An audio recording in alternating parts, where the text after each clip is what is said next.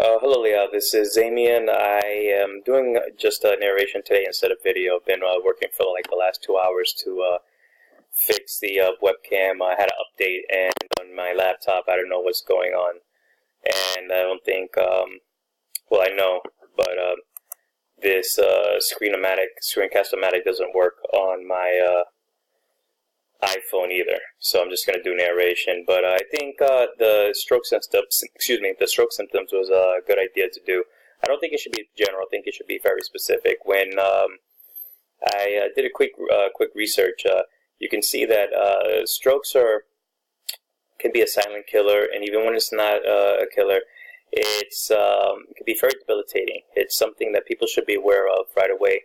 However, a lot of people don't know that they're having a stroke or that they've had one. And seeing a doctor as soon as possible is the best thing that someone can do.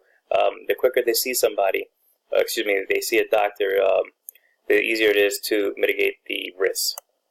So I think it'd be a good idea for regards to your advocacy is to create something where you take in mind maybe people giving them some type of like steps to and warnings and how to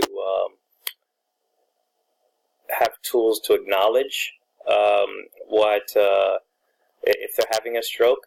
And I think that when you're raising this awareness, it's to people who might be having a stroke, but to people everywhere, to raise awareness to this issue.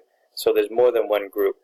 But I found that there's certain acronyms that are out there that maybe you could incorporate for people to learn these acronyms and use it as a tool to know what are the signs and the symptoms for a stroke.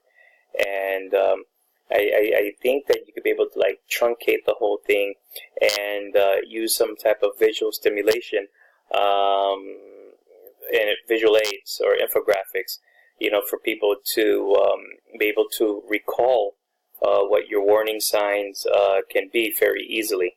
I think that this is strokes are something that is very prevalent, but not a lot of people know about. So this is definitely a good topic. I think the website for the Stroke Association is a good website as well, but also check some other websites as well, just to see maybe if you can get some better infographics or some fun facts or statistics that you can use as well.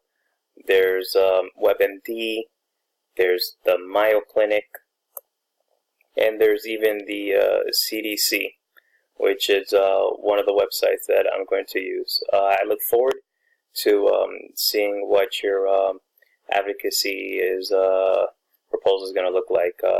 Thank you very much for listening to this narration.